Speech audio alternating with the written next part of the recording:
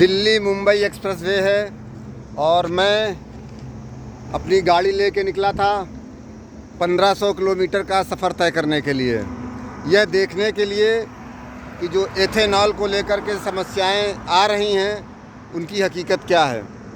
यह गाड़ी पिछले ही महीने अभी सर्विस कराई है।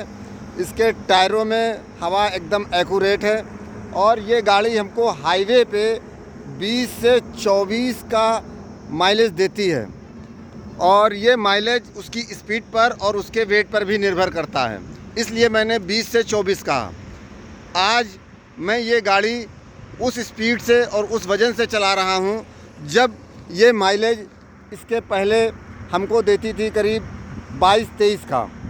और पोजीशन ये है कि इतना चलाने के बाद करीब 1500 में करीब 800 किलोमीटर की गाड़ी मैं चला चुका हूँ और जो माइलेज आ रहा है वह आ रहा है 16 से 20 के अप्रॉक्स। आप मान लीजिए कि 18। इसका मतलब सीधा 1 लीटर में अगर हम 22 निकालते थे तो हमको ये माइलेज 18 मिल रहा है।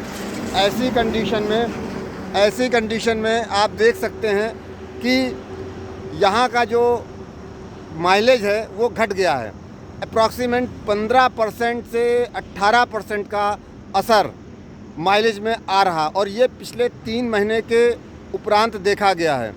अतः निवेदन ये है कि आप माननीय नितिन गडकरी जी, हालांकि पेट्रोलियम मंत्री नहीं है लेकिन चूँकि सबसे ज़्यादा अडिग वही हैं एथेनॉल को लेकर के, इसलिए उनसे ही मैं कह रहा हूँ। और साथ ही साथ भारत सरकार से, माननीय प्रधानमंत्री से भी ये है कि आपका आइडिया अच्छा है, एथेनॉल लेके आएँ, लेकिन जो E10 वाली गाड़ियाँ चल रही हैं उनके लिए विकल्प दीजिए, वरना राजनीतिक प्रेरणा से आप जो बता रहे हैं कि लोग वीडियो डाल रहे हैं, मुझे लगता है कि मोदी सरकार की 2029 में सरकार ना आ पाए उसकी आप शायद सुपारी लिए हुए हैं।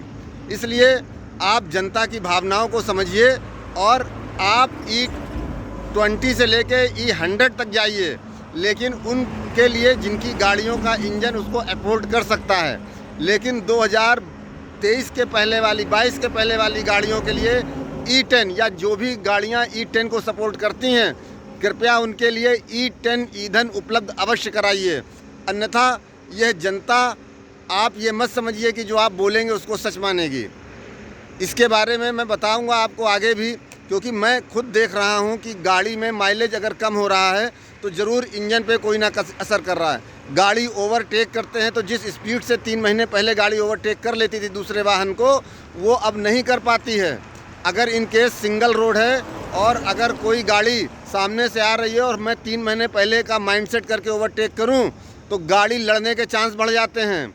आप ये भी चेक करिए कि जो दुर्घटनाएं हो रही हैं उसमें ओवरटेक के दौरान कितनी दुर्घटनाएं हो रही हैं, उनमें अगर कोई वृद्धि है तो इसकी भी जांच करिए कि ऐसा तो नहीं है कि एथेनॉल के यूज़ के वजह से आदमी के माइंड का क्लॉक डिस्टर्ब हुआ है और वो जितनी गति से गाड़ी क्रॉस करता था ओवरटेक में, अब वो गति उस गाड़ी को नहीं मिल रही है।